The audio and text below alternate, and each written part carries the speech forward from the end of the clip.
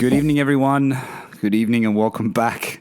Welcome back to the PorscheCooled Podcast. This is the second time I've recorded the beginning of this podcast because I just messed it up. Steve told me to leave it in, but I've deleted it, so we're going back to the original one. I'm a little bit delirious. I've been a bit sick. How are you, Steve? Good evening, good morning. Right. Are you all right? I'm all right, thanks. Yeah. My baby's sick. My new baby has caught her cold from the other one, so it's like... Your new baby compared to your old baby. Is that what you say? Yeah. Do you say new baby, old baby? 4 months versus 20 months, and 4 months is sick. Well, some people would say that's a good distance between children. What do you think? Ask me in another couple of months, mate. Couple of months. You look relaxed. Yeah. People can't see you, but I can tell the listeners that Steve is, sitting in his room and his study, and he looks very, very chilled.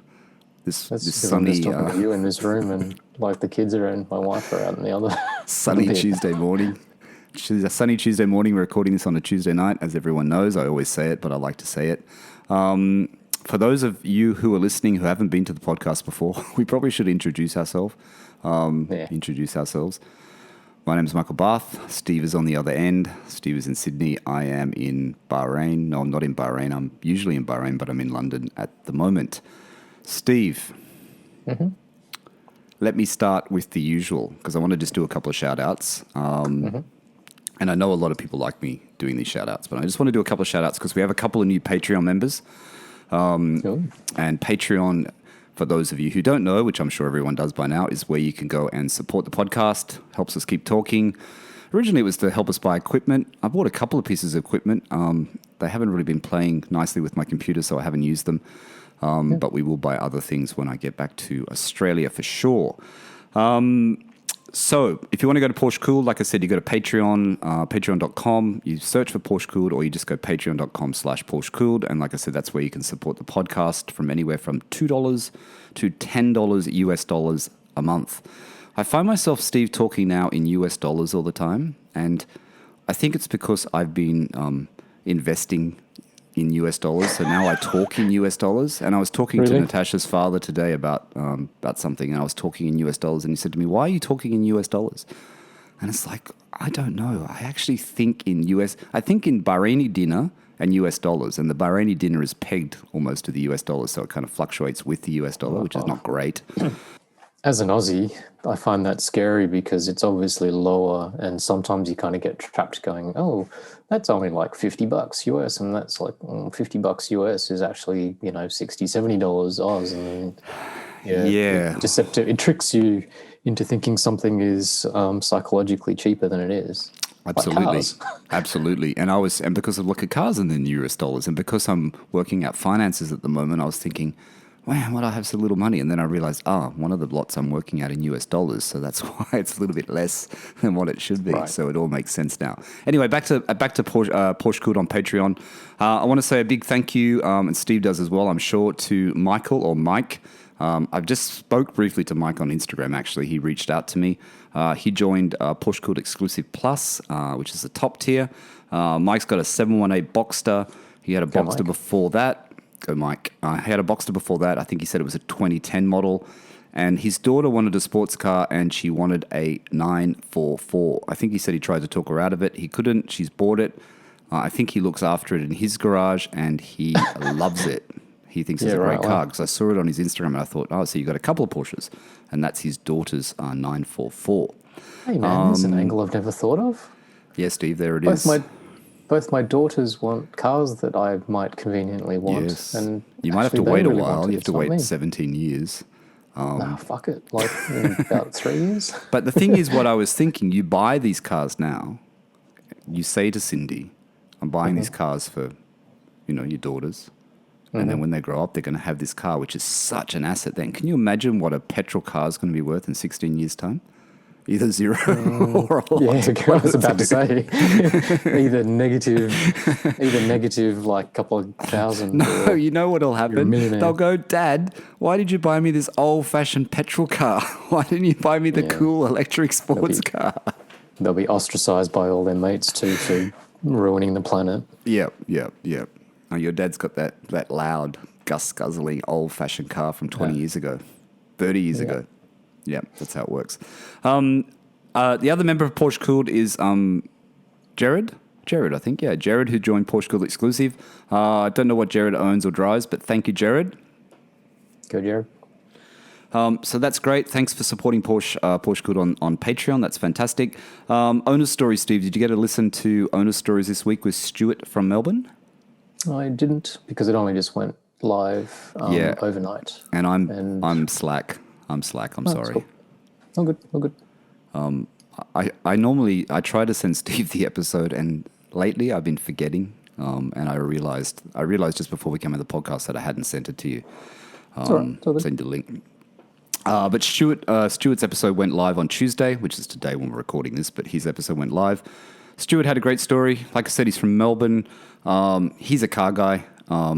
His first Porsche is the one he owns now, which is a 85 Carrera Iris Blue 3.2 coupe. Iris Blue is really, really nice. It's a really, really nice color. He imported the car, Steve, from the US in 2015. And then he went over to the US. He picked it up, did a road trip in it, had a few hiccups when he picked it up. But it's best if the listeners listen to the owner's story to find that out. Had a few hiccups. It all worked out in the end. Got to enjoy it in the US and then shipped it back to Melbourne and still owns it today. He did an interesting thing, actually. He reached out on, what was it called? One of the sites in the US, Pelican Parts. He put an ad up on Pelican Parts and he read it out in the podcast, asking for what he was looking for. And then someone approached him, with a car off market, and he eventually bought that car. Yeah, right.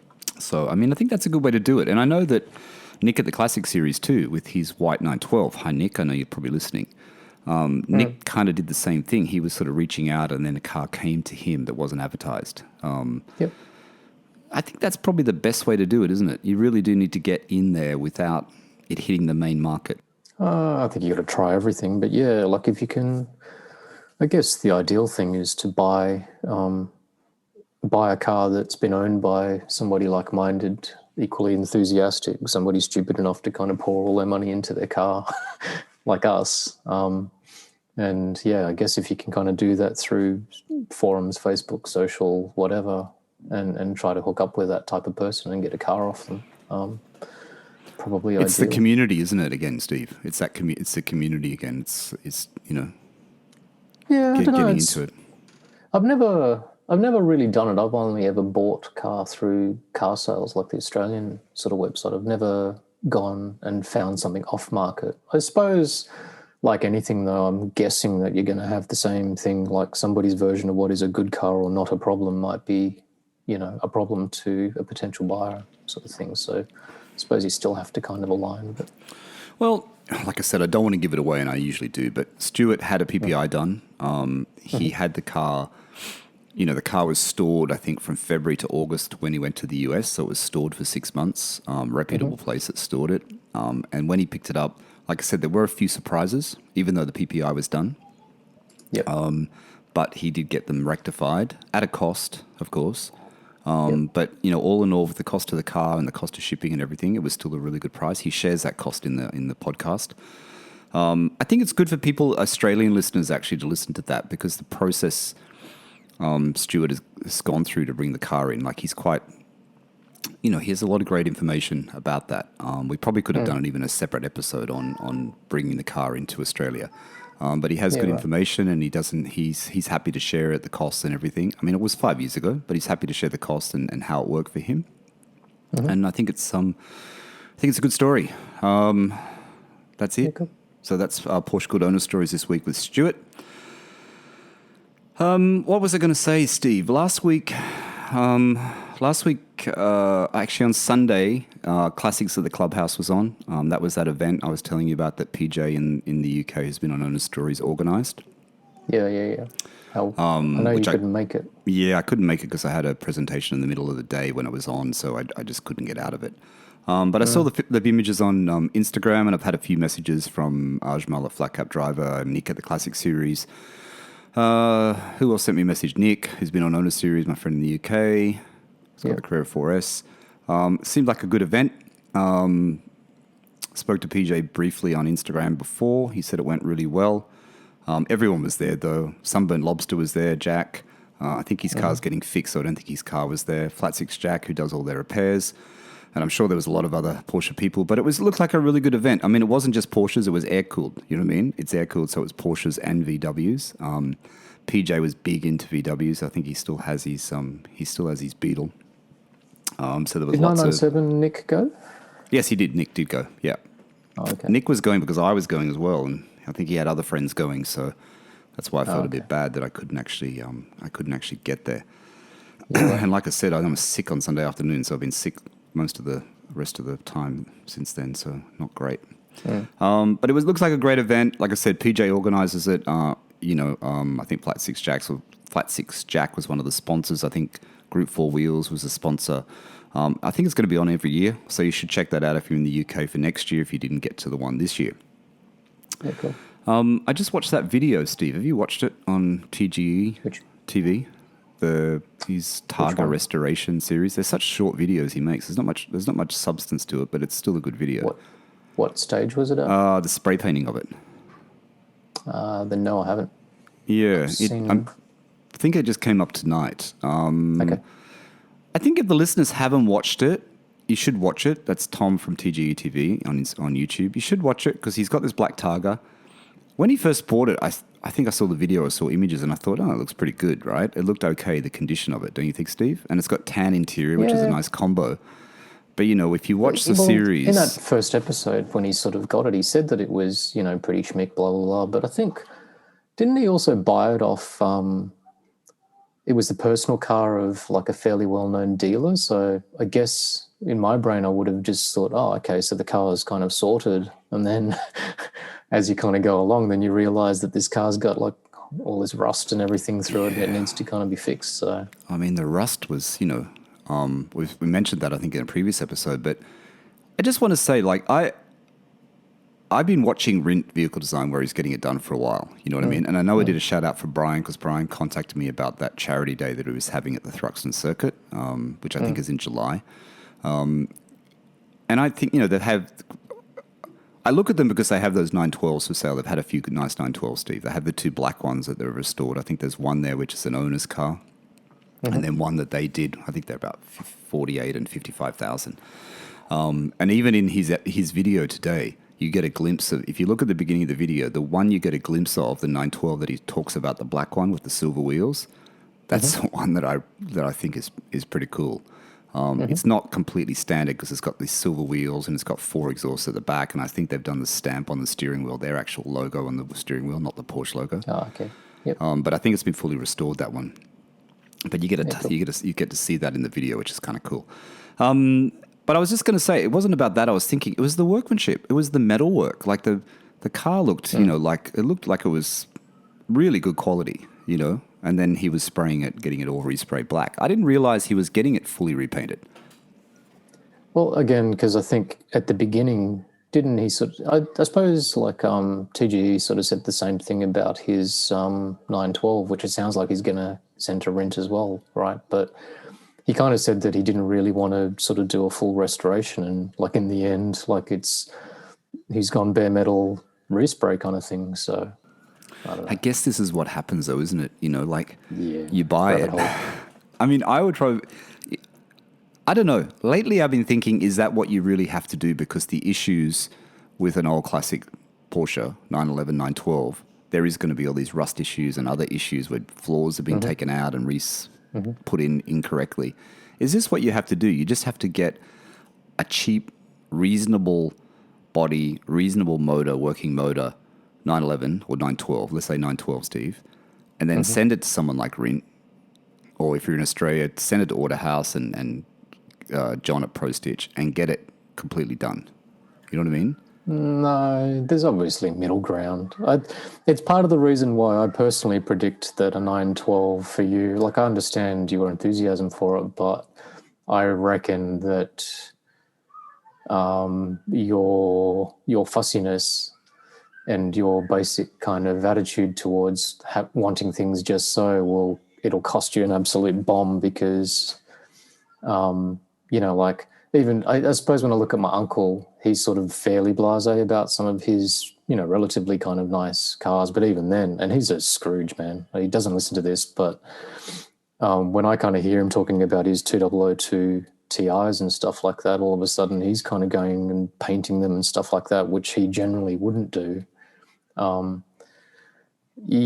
Sorry, the point to my kind of weird ramble is I think it's probably a bigger can of worms than you sort of realize, and then it's just so easy to kind of go, if I'm going to do that, then I may as well just kind of get, like rather than just that bit painted, I may as well do the whole thing because it won't match. Yeah.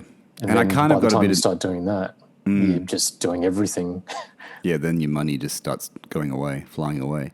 I guess it was inspiration from David from last week's Owner Stories, though, how that car that he found, and whether you listened to it when he found the car and it wasn't orange, but he saw the window was out and he saw that it was orange, and then he got it. Then he started and he just completely did the car. I mean, that's a beautiful car. I love the interior. I keep saying it, but I really do love the interior of David's car. It's just perfect, and the car itself, not just the interior. And I look at that and I think, that's what I want. You know what I mean? Like I want something like that. Yeah. It's like a 911T with a different motor. I'm kind of thinking now it's not that important for me to have this matching numbers 912.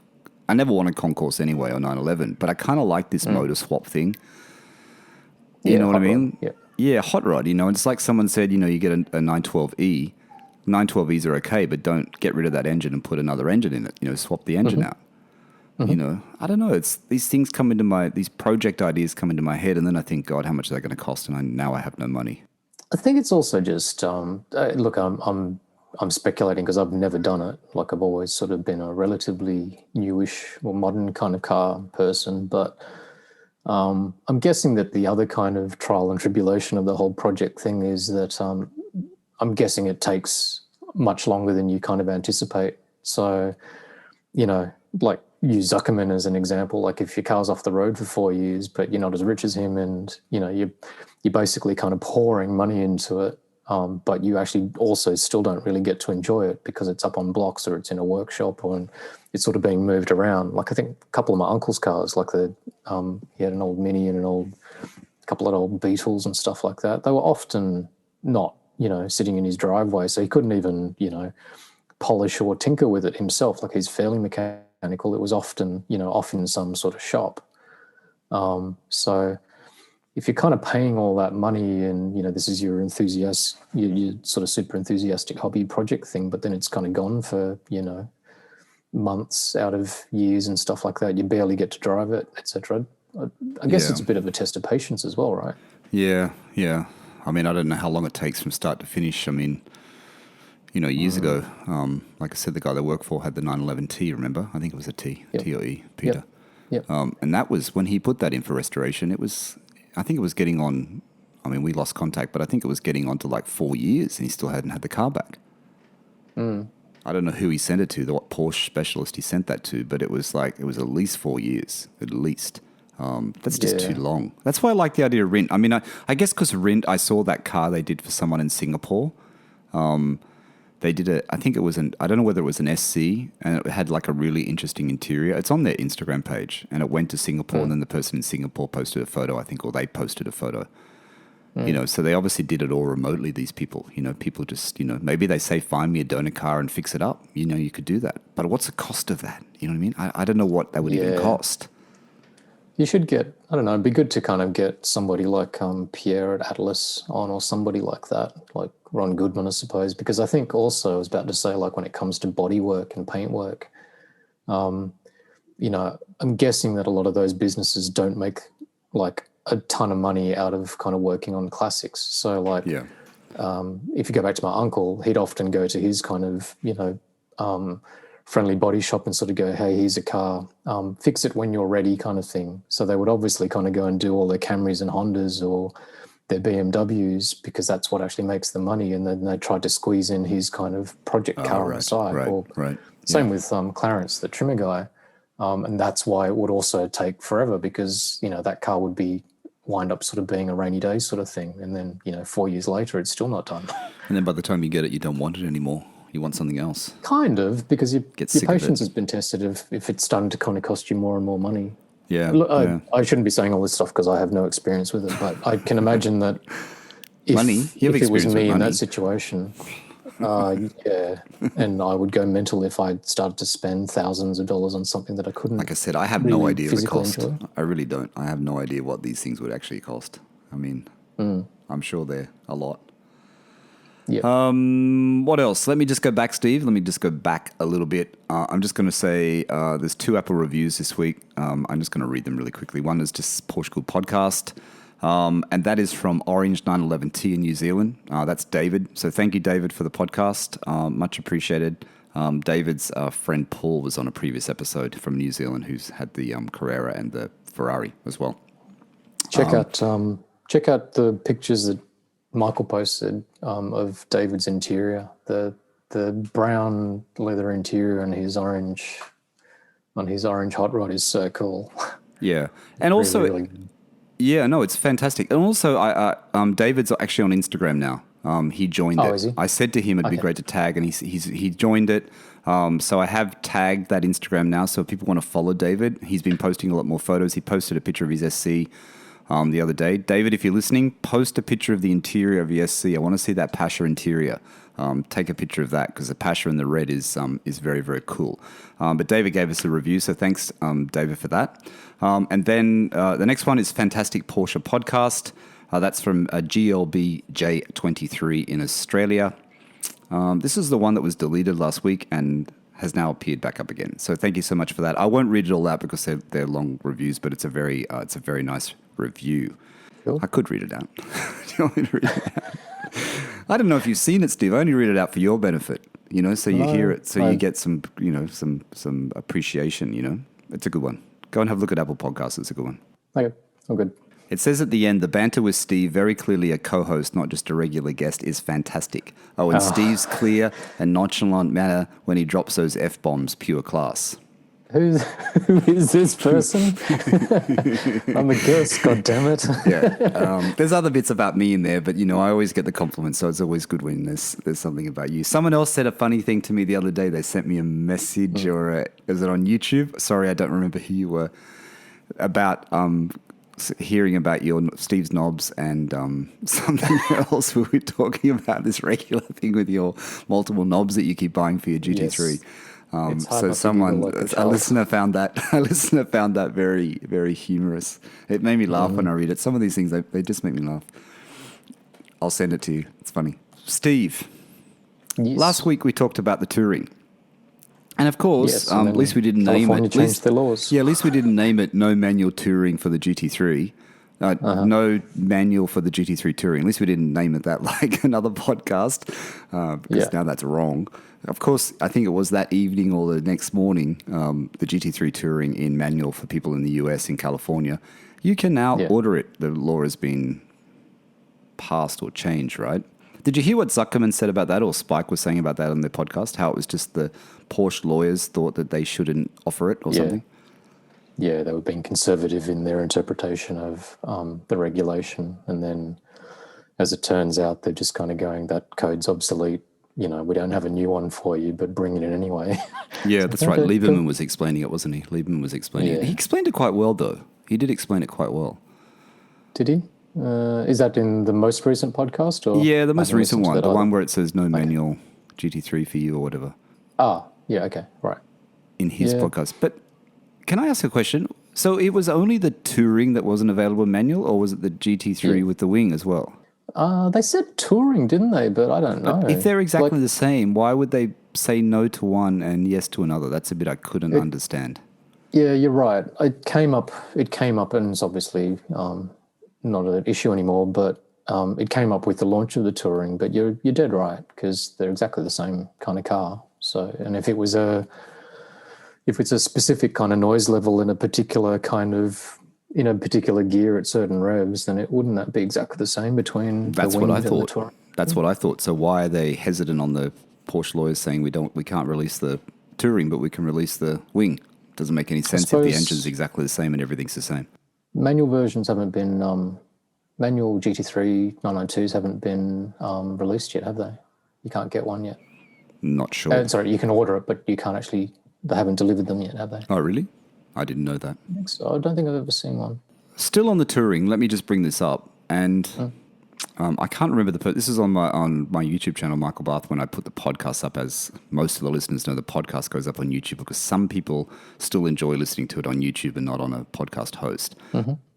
But someone left a comment, and I appreciate the comment because I didn't know this, and I don't know where the source came from or if it's true. And I know there is a listener of the podcast in Sydney, David, and I know David's just bought a GT3 Touring, and I know he wanted to buy the Irish Green one that was for sale a while back, and I think he missed out on that, but he's bought another one just recently. And I think he had a Carrera T before that, or he might still have the Carrera T. I can't remember, David, sorry. But this maybe is the thing for you, David. You might know this because I know you have a lot of information. Someone commented on YouTube that only 18 991.2 examples of the Touring were sold in Australia. Sounds low, right? And then someone said that, so that means it doesn't sound like the 25 limited editions for the 75th anniversary, whatever it was, for the Touring that's been made for Australia. Is that special? Because the 991.2 only had 18 examples. So is it special or is it not special, Steve? What do you think? That 70th anniversary Aussie thing that we're slightly ambivalent about, or in between, you can order that in a PDK as well, though, can't you? You can order it either Probably. way. Is that right? Yeah, but he's not just talking about manuals. He's just talking about 991.2 Tourings. Were they all manuals? You can't get a PDK Touring. I'm not sure. He just said he thought there was only approximately 18 examples sold of the 991.2 Touring, and there's 25 of this new anniversary edition. So, I mean, I guess Porsche want to sell more than 18 like they did last time. So maybe is this why they're introducing an anniversary edition to boost the sales of the Touring? I'm surprised it was only 18 in all of Australia. Yeah, it surprises me.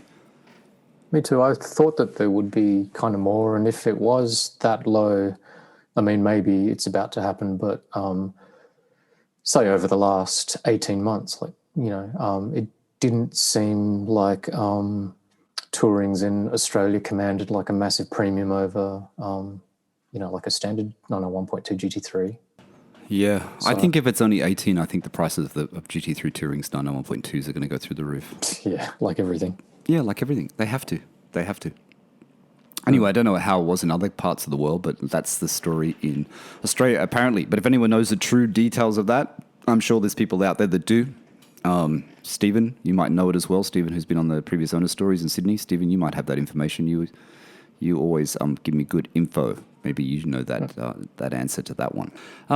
What else, Steve? I was going to talk about... I don't know whether I should talk about this or not because I don't know if I can actually manage it or do it. Todd at Stone City Outlaw reached out to me a couple of weeks ago, who's been on the previous owner stories. And he said, why don't you set up a WhatsApp group or something where people who have been on PorscheCooled or people interested in PorscheCooled to listen to it can get together and chat in one spot. I can't deal with any more WhatsApp groups. I've got so many WhatsApp groups. I've got so many WhatsApp groups for work.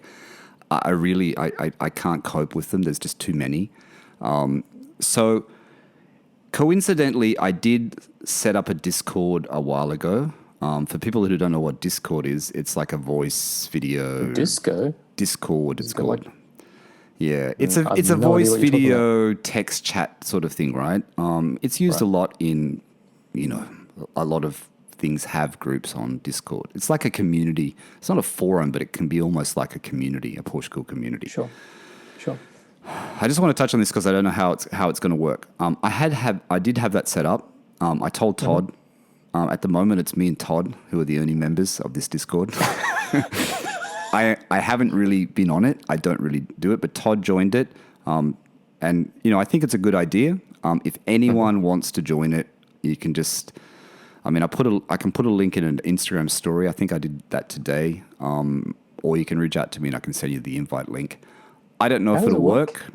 It's like a chat thing. Drive Tribe had it when I was on Drive Tribe doing articles for Drive Tribe. I did a few articles for them and they have it. It's like a group thing where everyone comes together. All the crypto things have it. If you're buying some sort of coin, whatever it may be. For an idiot like me, is this an app that I download on my phone? It's an app. It's called Discord. It's Discord. So I've set it up. There's like channels on there. There's like, shameless promotion where you can post pictures of your cars or you can promote other things or events. I probably haven't set up every channel properly. I have to go through and check it. I just haven't had a chance to do it. But I did set it up. It is kind of there. It would be working. If you guys want to go on it and just chat to each other, Steve and I will pop in every now and again probably. You can share images, you can just share stories, and people from Owner's Stories will be on there if you want to talk to them about things. You can see my knobs like if I said, you want. I'll leave it there. I'll leave it there. Like I said, Todd's on there. I'm on there. We can try it out, see how it works. It becomes like a bit of a PorscheCooled community. Not a forum, but it's a community. You know what I mean, Steve? An online thing where you can just text and chat. I find Discord easier with that sort of thing than WhatsApp. You know what I mean? I've never been a huge fan of WhatsApp. I just, have to use it every day. So I mute my family type things because I don't know. If there's too much chatter and you just don't really want to kind of be involved, it gets a little bit annoying. Well, can I tell you something? WhatsApp, and look, I know it's really popular. It's really popular in the Middle East. And instead of sending emails, a lot of people just use WhatsApp. I have to tell you, I mean, I have the desktop app, which makes it easier, but I tell you, it drives me crazy getting all these documents through WhatsApp. I don't like it. Our real estate agent in London, he just wants to use WhatsApp. He keeps sending me all these agreements and all this stuff. It's like, can you email them to me? Like, I just lose track of it all. You know what I mean? Yeah. I just find it overwhelming. Hey, the new GTS came out. Did you see it? I did. I think it looks pretty cool. I do like the GTS. Yeah, I'm a bit unsure. No, it depends on what it is, kind of thing. Did you watch Nick Murray's YouTube vid on it? No, I haven't. I haven't watched it. I saw it and I forgot to go back and watch it. I missed it. Is it any good? He has a little bit of a rant, I don't know, which is kind of interesting. He doesn't like Alcantara though, so... Yeah, and I don't always agree with some of his points of view, but having said that, he would be... he talks about GTS models in general, about, some of them are duds and then some of them are really good kind of thing. And it depends on whether Porsche have chosen to kind of take an S model and up-tune the engine or take a, higher engine and then detune it and that type of thing. Well, they've upgraded the engine. They've upgraded. This one is the upgraded version of the Carrera S twin turbocharge, 3-litre flat six engine. If you follow Nick's, or my interpretation of what he's sort of saying is that this is potentially not the good one because, like just kind of winding up the turbos a tiny bit or lobbing bigger turbos on it isn't necessarily always a good thing. I don't know. I've not driven like any of these kind of new GTSs. I know when we were looking for my wife's Macan, ideally we wanted a GTS, but they were heaps more expensive, strangely. Well, so I don't know. Did you see the quickest acceleration, I'm quoting here because I wrote this down, from the Carrera 4 GTS PDK, this is the new one, reaches 62 miles an hour, 100 kilometers an hour in just 3.3 seconds.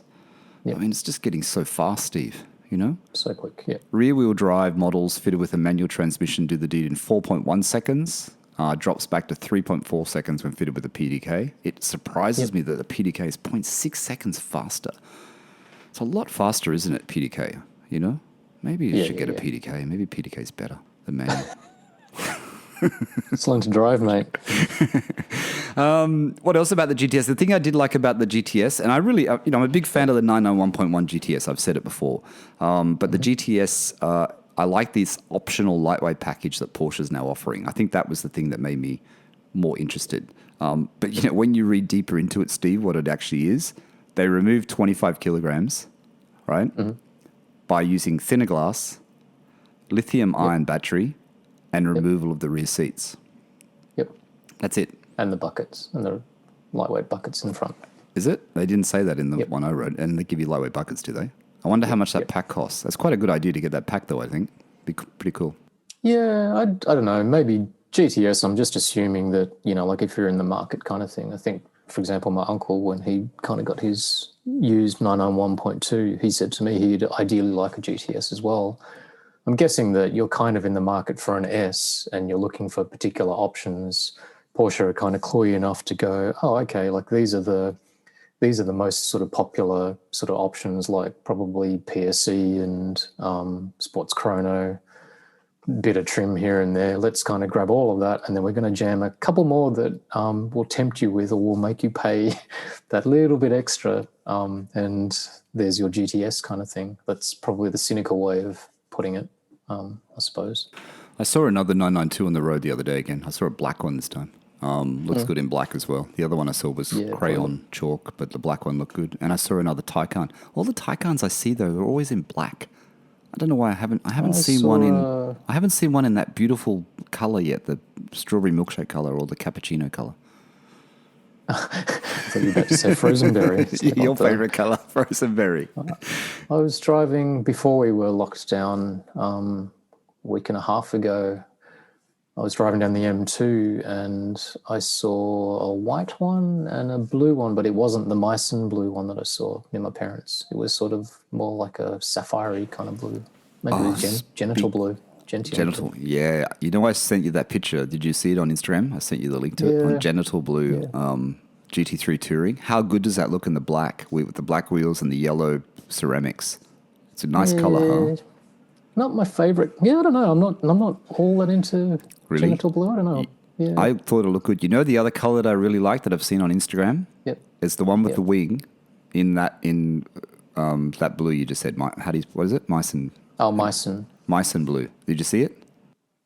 Oh, is that the one that's got black wheels, but then they put a shark? They left the shark blue stripe on the rim of the wheel. I don't think so. I'm not sure. Oh, that was Golf blue. No, that was a Golf blue. No, this is Meissen blue. Terrible. I saw a Meissen blue. There's a Meissen blue GT3 with the wing that's just been going the rounds on Instagram. Okay. Everyone's been posting it. It's nice in that color. But, you know, then I saw, after our conversation last week, then I saw the GT Silver Touring. You know, GT Silver is still one of the better colors. It still looks good in silver. There's something about the shape of it just looks spot on, do you think? Yeah, I think so. I think so too. I'd still be kind of opting for a more muted color, like a neutral color like silver or something like that. Yeah. So let's flash back a bit, Steve. Remember a few weeks back we were talking about Manthey Racing and how Manthey Racing were doing the kit for the GT2 RS and the GT3 and the GT3 RS? I don't know whether it was GT3 or just GT3 RS. Did you see that article? Did you see the article that Porsche sets a new lap record? 643.3. And this is about the Porsche set a new lap record for the road-approved production cars on the 20.8 Nürburgring Nordschleife in a 911 GT2 RS fitted with the Manthey Racing Performance Kit. Now, if that's not reason enough to get one for your new GT2 or GT3 RS, I don't know what it is. What do you reckon? How much is it? Well, how much extra is all this Manthey stuff? No, you know what Porsche's done? This was the bit it wasn't about the timing. This is the bit I loved. This is typical Porsche, right?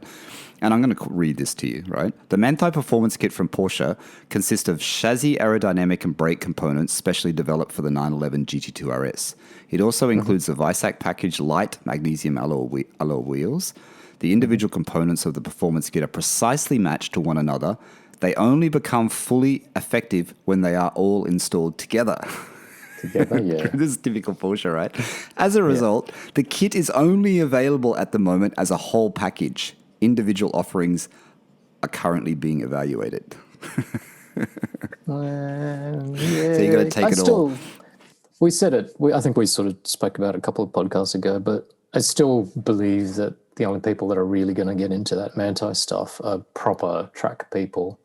I don't think it's not the kind of like people that want to brag about putting Manthey stuff on their car and then just sort of drive around the streets of London or whatever. Because it's probably really expensive too. I think it'd be very expensive. Yeah. Magnesium wheels. No doubt it'll get to that. Like eventually, you know, you'll be sporting kind of Manthey stuff just for bragging rights kind of thing. But that doesn't sound like that's happened quite yet. But you got to buy them as a whole kit. Hey, what was what else do you want to jump forward? I've got a few other things here, but I think we might have not enough time if we keep going through everything. No, you go. Whatever. It's all good. The other thing is, it's a bit of a Porsche news episode this week, and it's not meant to be, but it's just these things I find interesting. It's only when we find things that are interesting, I like to talk about them. But bit of a milestone because, you know, we've gone through, you know, like how many generations of Porsche can you remember? Because the 991 generation, Steve, the last Porsche 911 of the 991 generation came off the production line. And it was a speedster. It looked like a silver one with the white paint, that with the heritage pack or whatever it's called.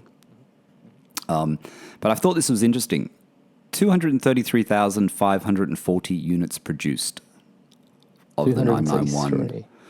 Of the 991. I didn't have time to get numbers of the 997. I don't know whether that's less or more, but it's 233,540 units produced, and the final specimen was a 911 Speedster.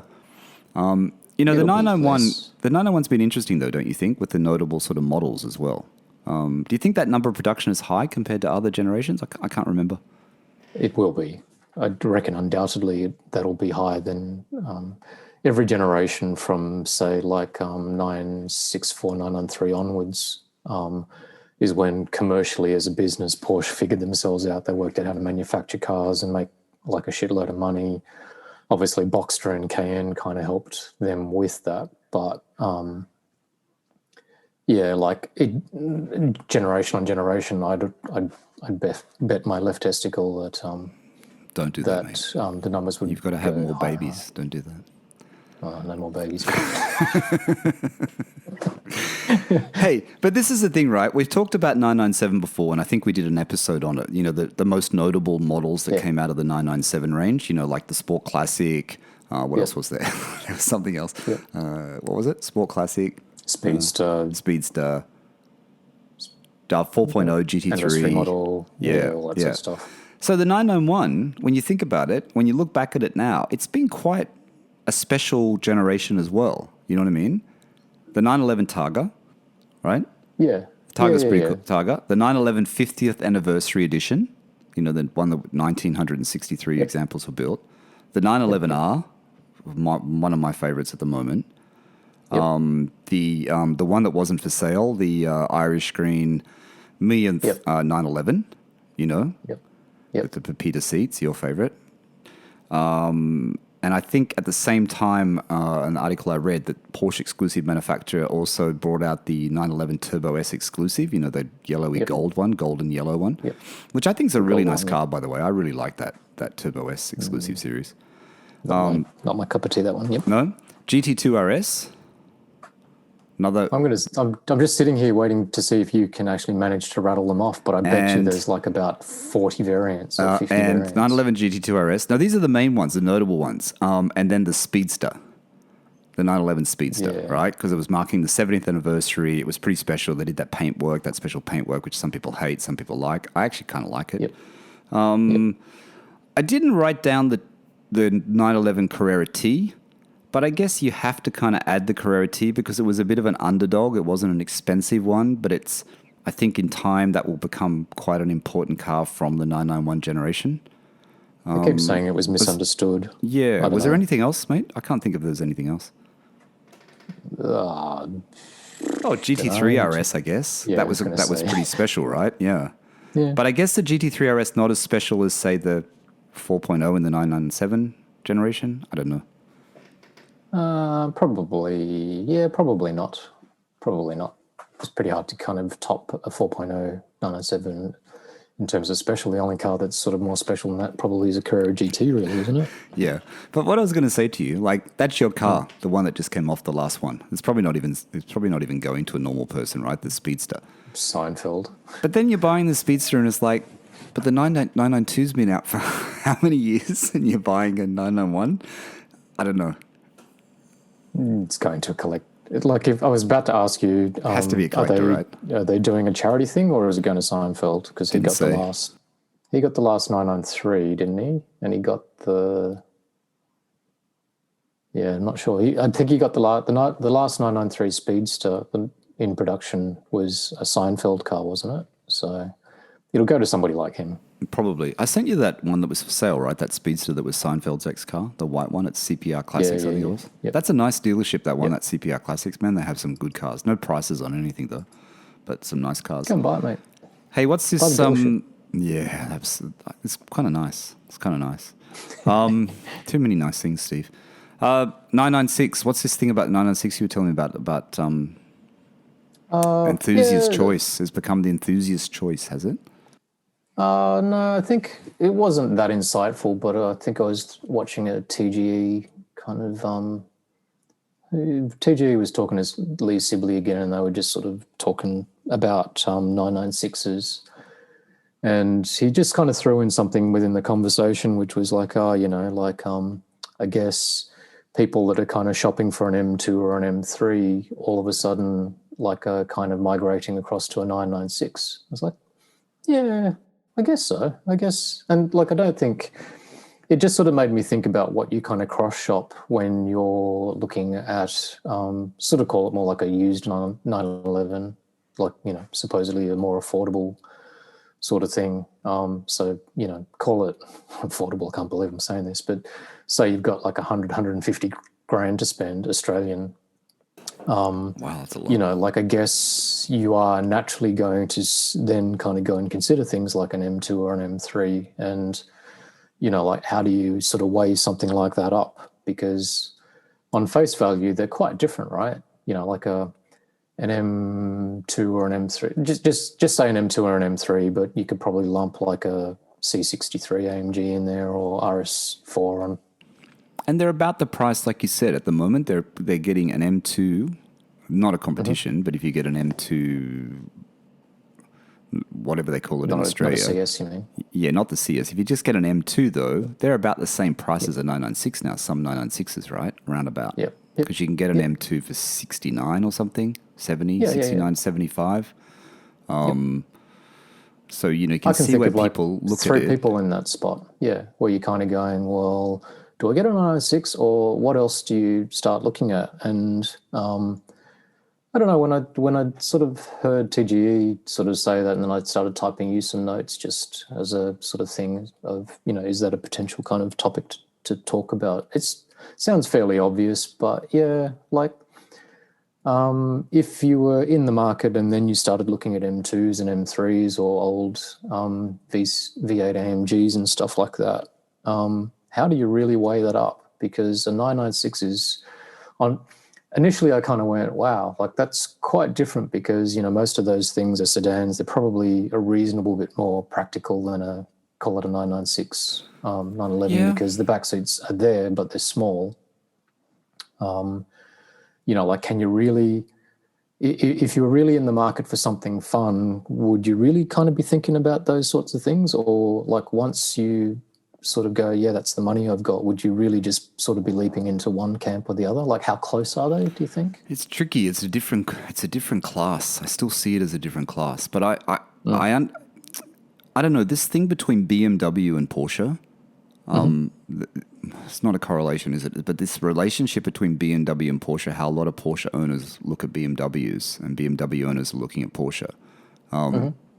It's definitely very strong, right? It's strong. And I have to say, I look at the price of M2s because I never really looked at them. And then you had your 1M and I thought it was really cool. And then, another friend of mine in Sydney has a black M2. And when I saw it, I thought, fuck, it's a really cool looking car. And if they're cheap enough, there might be a little fun car to drive. Natasha doesn't drive. She doesn't have a license. And I thought, is that a better car for her to learn in? Because I wanted to learn when we go back to Sydney. And I'm thinking, is that a better car for her to learn in than, say, a Boxster or something like that? I don't know. It's more practical. And, maybe it's more fun. And if it's automatic, it's easier. So she doesn't have to learn in manual. I don't know. Or should she learn in manual? So I look at them. I also think, and I think you said your cousin bought one, right? I think M3, people might disagree with me on the podcast, people who listen to this, but you have to sort of have your eyes open too. But the M3 competition, the previous generation, the F80, that Bernard in Brisbane had one. He had one in that really beautiful blue. I think that's a pretty good car. And if people are looking for a practical car that's a fun car to drive, I think you have to look at that, Steve. That is a car you would be on your list because once again, you can get those M3 competitions. I've seen them that are very close to, they're closer to 996 money. Maybe they're close to 997 money than 996 money. You know what I mean? I think they're in the middle. My cousin, I think it was around the 100, maybe a little bit more than 100, maybe about 110. And I don't know, it's probably a hard thing to kind of talk about because I guess it depends on everybody's sort of circumstance. Like in this particular example, my cousin opted for an M3. We've been constantly trying to talk him into a 911, forever and ever and ever. But he went for an M3 because I think he needed, he's got two little kids and he wanted, 4 doors and a back seat kind of thing.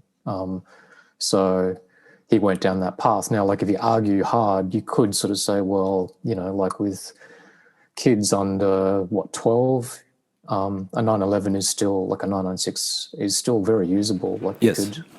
you can still do the school run. You can still kind of take it to the shops and all that type of thing. So how do you sort of choose between the two things? And I don't know, like as a Porsche enthusiast, I guess I like BMWs too, but you always kind of go, oh, like in the example of looking at my cousin's sort of thing, it's like, yeah, your M3 is really nice. Don't get me wrong, it's really, really nice, but you should have got a 996. You should have got a 911. Like, and it was like you kind of always have this view that there's nothing like a 911. It is. Once you have one, right? It is. Can I just interrupt for a second? It's like I said before. It's that video with Shimmy 150, and I always forget his name. I'm so terrible. Car Talk podcast guy. Oh, Sam Moores, yep. Sam Moores, Sam Moores, if you're listening, and probably not. And he had his Shimmy 150's BMW M3 competition, his new one, and he had his Ferrari 599, not 599, his Ferrari Superfast next to it. Yeah, 812 Superfast. And it's like, no offense to BMW listeners, but it's just not a sports car. The BMW is not a sports car. It doesn't, and this is how, even with a 911, you see it next to a 911, and I saw that, and your cousin car, I don't hate those cars. I don't hate the M3 competition, but it's not a 911, and you see it next to that picture with the turbo and the, Marco's turbo and your GT3, and then the M3 competition. It doesn't look as special. It doesn't mean it isn't special to drive. It just doesn't look as special. Yeah, and look, I think I don't really know how to explain it. I'm not in that sort of particular situation. I know, like anybody, like my cousin or anybody else that kind of finds himself in this spot and they've got money to burn, I'm automatically going, yeah, get a 911. But there's a big but to this. I think you would kind of go, oh, okay, so the 911 is more special. It's got more character and this and that. It's more iconic, even though an M3 is arguably quite iconic as well. But I remember when I had my 1M and, I was kind of getting in and out of, sort of more basic kind of 911s, not my GT3, sort of thinking, the 1M's pretty good. Like it's got all the performance, it's got lots of character, it sounds great, maybe doesn't look quite as special, but like if you know what it is, then you kind of realize how kind of special it is. So I suppose it's a collector's car. I suppose there are cars out there that kind of can, if you're talking and if your argument is about sort of special, there probably are the odd kind of car here or there that could match a 911 for that sort of sense of occasion. Okay, here's a question for you, and I know because this is something that's going to be quite relevant soon. You have the GT3, you have the 997.1 GT3. Would you consider getting a second 911 to go with that GT3? So you have a choice. You have a 996.1. Well, we can only go Carrera because of the price range here. Carrera, maybe Carrera 4S comes up. Would you go that, or would you go back to your 1M that you've had before? And I've still got my GT3? Yes. 1M. Hands down. So that's because you already have the GT3, right? Yes. Okay, so like I know we're playing Jeffrey Robertson's hypothetical here. Yeah, we are actually. But if I didn't have my GT3,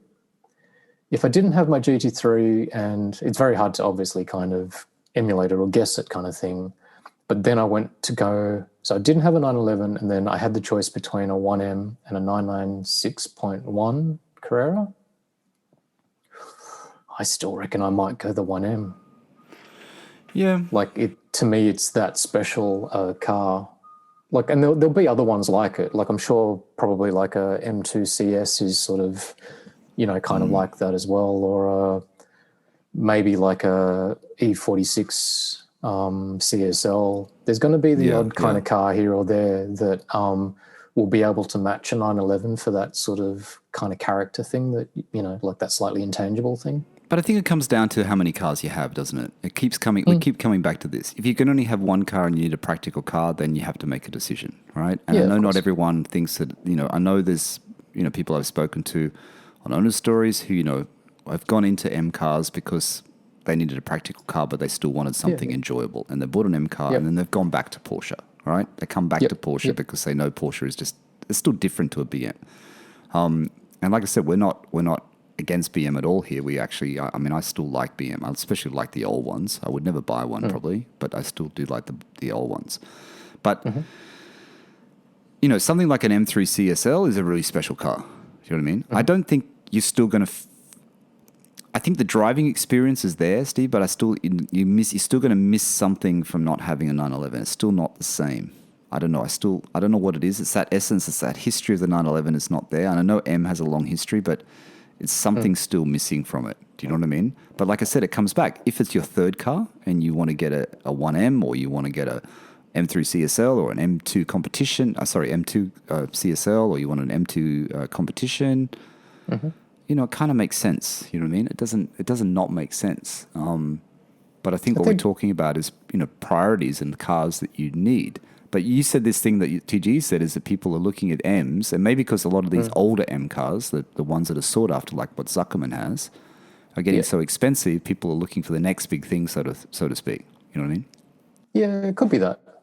I think probably when I was sort of thinking about this, it was less about adding to your collection and more about probably somebody that, has been in hot hatches and stuff like that and is kind of making the sort of like this cousin that I sort of talked about, his first foray into sort of more like a more mature kind of performance car. And, I guess he had the choice between, or my assumption is he had the choice between a 911 or otherwise it was an M3 or C63, blah, blah, blah. But hasn't he owned a 911? Nope. Oh, this is not the cousin that owned a 911. No. No, it's not. It's a different cousin. Okay. I don't know. Tricky one. Yeah, priorities, I guess. Priorities. But yeah. What's made that conversation harder, though, is just because, everything's kind of going up in price, but 911s particularly, 100 grand doesn't get you that far with a 911, whereas, like 100 grand actually gets you quite far with a 1M, M2, M3 kind of thing. Well, didn't your car's value go up over 10% in 1 year, on insurance value? Yeah. My car went up 15%? 30 grand in the agreed value. I just did my insurance renewal. In 1 year. That just shows you where values are going, it's going up, that's for sure. Yeah, definitely. Yeah. And like I got my insurance renewal in the mail. They sent it on email, they sent it to me, and then they kind of recognized that the agreed value was potentially could be relooked at. This is with Porsche insurance. And I said, yeah, can you please relook at it? And they kind of revised and they kind of gave me a bracket. And I sort of said, yeah, look, just give me the lower end of that. Just give me a new premium on the lower end of that. And that was 30 grand more than it was insured for last year. It's good. All right. Let's just touch on this before we go, Steve, because we're getting close to the hour, I think. I think we are, I don't know. Someone sent me something, and I can't 100% remember who it was. You asked me where I got this idea from. Someone said, Stephen, I think it was, might have been Stephen from Sydney, but I can't remember. Someone said, while you're in there, why don't you get this done? And I think it was about me talking about doing the engine mounts. And someone said, well, why you've got your car in there? Why are you in there? Just get it done. Otherwise, you'll be thinking about why didn't you do it, and you would just be whinging about it all summer while you're trying to drive your car. Yep. Sorry about my croaky throat. I know it's getting worse. So I thought we'd just touch on this again because I think it's an interesting one. And it comes up in owner stories all the time, especially with the IMS.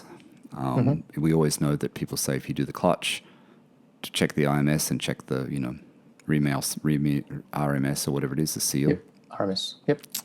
Whatever it's called. I'm very technical, as you know. And I know this is quite applicable to the GT3, isn't it, Steve? I'm losing the plot here. So tell me what, if you're going in and you're doing work, what is it? I can't think of anything for me because all the things I'm doing on my 997, I don't think there's anything else that I need to check, which is preventative. And I guess preventative, what I'm doing is I'm going to change my engine mounts, even though they're probably not worn out, but they're probably worn. Yeah, specifically with your car, doesn't sound like, and I don't know, I can't quite remember the list of things, but things like power steering, pump reconditioning and all that kind of thing. I'm assuming you don't need to drop an engine for that. So I think, look, when you start reading forums, as you do, a lot of people actually post this question. It's like, oh, like if I have to kind of do this while I'm in there, what else should I kind of be looking at? And I think that kind of classically relates to with a 911, whether once you drop an engine, it gives you access to a whole bunch of other things, and it's sort of like, I guess they keep sort of saying that it's a costly exercise, but I don't know how many hours it takes. I think it's like about 4 or 5 to kind of drop an engine. So even against a labour rate, it's not that dear. It's just more that if you've kind of got to do some sort of pissy little maintenance thing, but you'd have to drop the engine to get to it, you may as well try to, nail like the obvious pissy little things while you're in there. Sorry, I seem to be swearing a lot this episode, but Stop swearing. Yeah. Yeah. So like, I don't know. You could wind up getting into massive kind of can of worms territory again. Like I know when I had my coolant lines failed, and the engine needed to kind of be dropped for that. Like this is on a 997 GT3. I did have this exact conversation with Autohouse, and it's like, okay, so if you're dropping the engine, what else should we look at while we're in there? And I can't quite remember what they sort of said to me, but just because this kind of came up in conversation between you and I just had a quick look as to what the classic things that you do on a GT3 are. So if you're dropping the engine, you're looking at, say, your coolant pipes, then you need to look at all of it, like the coolant pipes, lines and gaskets. Maybe that's something you need to kind of have a look at in your car too, because I think coolant problems are a constant thing with a 997. Yeah, well, remember when I bought my car, it had that slight coolant leak at the back. Remember there was blue? Yeah. But that was just that little $5 seal or something. So you want to make sure that everybody looks at all the kind of gaskets and lines and stuff like that. And then I think related to that is the expansion tank, water pump, and the thermostat, which is all obviously kind of related to kind of cooling your car. So that's all engine drop, is it? That all has to be accessed with the engine down. I'm not water pump, I think is. Expansion tank, I've got no idea. I watched a friend's green Porsche video where they changed an expansion tank in a 996, and I don't think they dropped the engine for that. Oh, or maybe they did. The heat shields. Wasn't it when he was doing Friends Green's Porsche and he was doing the heat shields as well? Was that dropping the engine? It's a really good video. Yeah. He did a speed yellow 996 C4S. That's a great video, actually. A ton of work. Yeah, tell the listeners about that. They should go and watch it if they haven't seen it. I can't remember, mate. It's Friends Green's Porsche, which is in the UK, and it's the one with the yellow, what was it? Yellow C4S? Yeah, speed yellow C4S that was a really nice car and owned by an enthusiast, but the enthusiast kind of basically just gave them the car and said, look, it needs all this stuff. And they started having to kind of drill out like lower control arms and bushings. And it's a good video. They just basically went to town on the car. Yeah, it's an interesting one. It's a really good education on sort of basic maintenance, I suppose. I guess. But yeah. Sorry, go ahead. Sorry, I'd say like on a 997 GT3 or even your car, like I'm guessing like water pumps. I've read that water pumps kind of fail, sort of after a bit. So like that's probably something that you might want to kind of have a look at. And I think the thermostat's kind of related to that. So it's all about, the cooling of your car. And then if you're going to drop your engine, classically, you obviously then look at clutch related things. So then you start to kind of consider replacing the clutch, but then do you do the flywheel, the clutch fork, blah, blah, blah. The classic other things, if you're dropping an engine, is to definitely look at the RMS, which I guess if you're in a 997 of any sort, you are always going to kind of be conscious of that because it's a known sort of problem. They tend to leak on cars that aren't driven less, apparently. Yeah, but see, mine you can't do anything with. I mean, I think there might be a pack now. I think there might be a modification or whatever they do now, LN Engineering for my model, but originally you couldn't get that solution for 06s with the larger bearing. Yeah, and then the last sort of maintenance-y, the last kind of wear and tear maintenance-y type thing, common failures, but, things that are known to kind of let go eventually are plugs and ignition packs kind of fail. you need to change out your serpentine belt, but none of those last three require the engine to be dropped. It's just one of those things that kind of happens. So it's an interesting one though, because it is like, while you're in there, you know what I mean? Like what do you do when the engine's out? If you know your engine has to come out, you kind of need to do your research beforehand, don't you? Because I don't really know. I mean, I only know from what you've told me with yours, with the coolant lines and what you did. Yeah. I guess if I have potentially to get, expensive question. Yeah, it's an expensive question, isn't it? Because you also got to keep within your budget. Like you're doing, some of these things are preventative. They're maintenance that might not be necessary now, but you got to weigh up the cost if you do want to take your engine out again in 6 months or 12 months. I guess when it comes to my thing is when I have to eventually replace my clutch. If I still own the car and I need to replace the clutch. What do I do? What do I get them to check? But I'm sure people like Autohouse or any Porsche specialist will say to you, well, if you're in there, while you're in there, you should do this and you should do that. And I reckon the where this is going to circle back to is it comes back to your mechanic, the person that, if you're slightly less mechanical like us, or a lot more less mechanical like you and me, it's going to come back to your mechanic and then the conversation and the trust that you have in them. Because, like if they kind of go, look, your water pump looks okay. We know that it's something that sort of does kind of fail, but why don't you just kind of keep it in there and leave it? Like if it fails, then we'll have to drop the engine out and sort of do it again, because I'm talking out my bum for a second, but I'm guessing like a water pump is, like not necessarily a kind of cheap part. I'm guessing it's probably like another $1,000 kind of thing. So the problem with while you're in there can of worms is that if you start kind of going, oh, you may as well just do this, that, and everything else. If you're kind of adding $1,000 at a time, call it you when you kind of come back in October, you're going to be in for one hefty bill if you're just if you're predicting things that are going to go wrong and then you just replace it for the sake of it. Yeah, true. It's about being sensible, isn't it? I mean, it's a tricky one.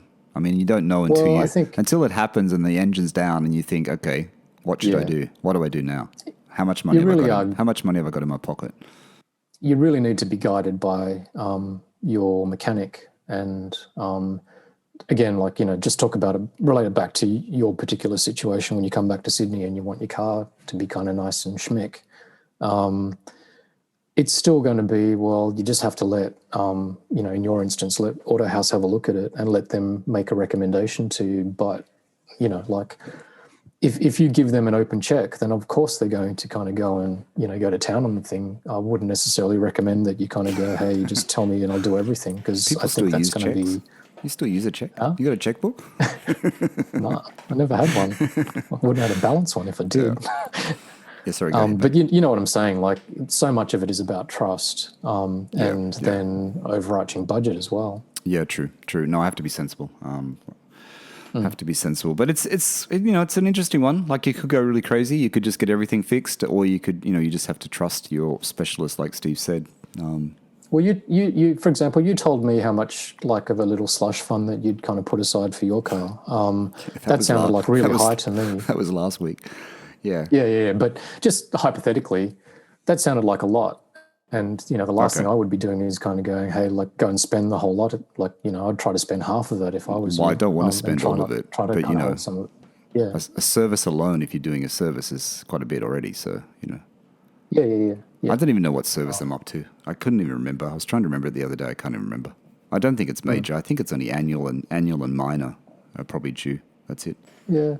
Anyway, when you get to that, let me know too, because my car's booked in, or Cindy's car's booked in for its annual service at Autohouse next week. So I'm going to go pay the guys. Well, this wouldn't be till October. I think it's silly to put it in time before then, because if I need to leave it there, because I'd rather just pick it up from there and just leave it there with them, as I said. Yeah. So if it's going to be in storage there and I have to pay for it, I don't want it to be like too long a period. You know what I mean?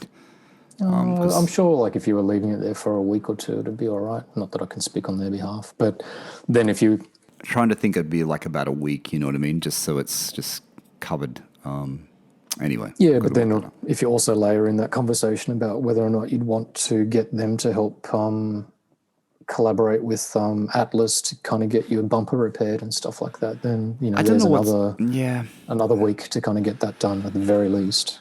I don't know what's wrong with me about that, but I kind of want to be part of that process. I don't know why. I just because it's paint. I get nervous. You know what I mean? Because I don't really know the process of how they go it, and I like to be for it to be explained to me, and then that if the bumper's just sprayed, that it blends in with the body. Okay, because I just don't know how it all works because it's been such a long time since I've had anything sprayed on a car. I think it was the A3 was the last one I had done some time ago. So that's what I just kind of, I don't know. I'm not sure if I'm 100% comfortable in just leaving that the bodywork side of it to be done when I'm not there. But I might. I just need to, have. I can some understand confidence. that. I made the suggestion to Michael during the week that even though I said it on the podcast last week, which is exactly what you just explained, that maybe if you didn't want to kind of go without your car, because I think if it goes into a body shop to kind of have the front bumper done, your car's going to be off the road for, 7-10 days kind of thing, which is 7 or 10 valuable days that you want to be enjoying it. But when they spray a bumper though, Steve, you don't have to blend it to the body anymore. They'll just repair they'll just repair the bumper. They'll just spray the whole bumper. They basically spray the whole bumper. They don't touch any of the other panels. But how do you know it matches properly? Yeah, I was about to say the craft in that is to make sure that it matches. I don't know how they do that. Well, I guess you're guessing that the starting point is if your car is all original, which, obviously think of the bits that line up with the front bumper, which are the wings and the bonnet, the front bonnet, the lid.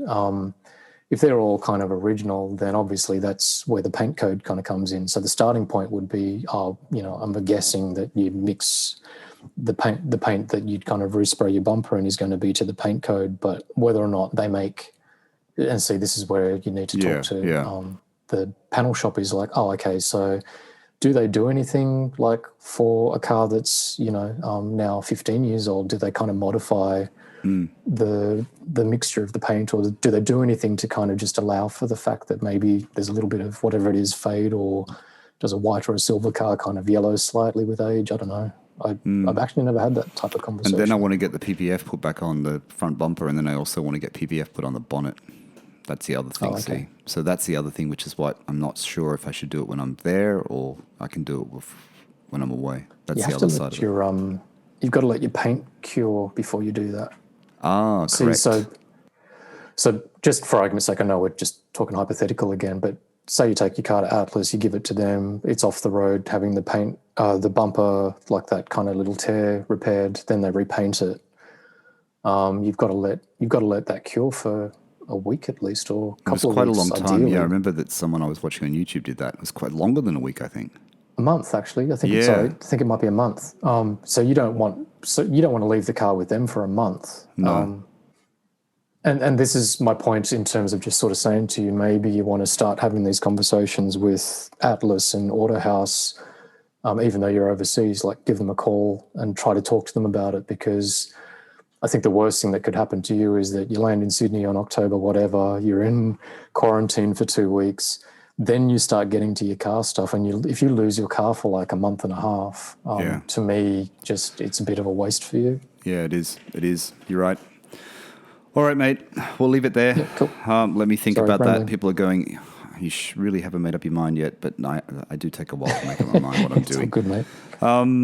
Anything else? That's about it, right? Nope.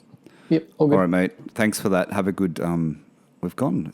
It's 25 to 1 in the morning here. 25 to 1 in the morning. Just so you know sorry, it was a late start. No, I'm just going to say to the listeners, just so you know how, what is the word? Dedicated. How dedicated we are to this podcast. Committed to the podcast. All right, Steve. Thanks, mate.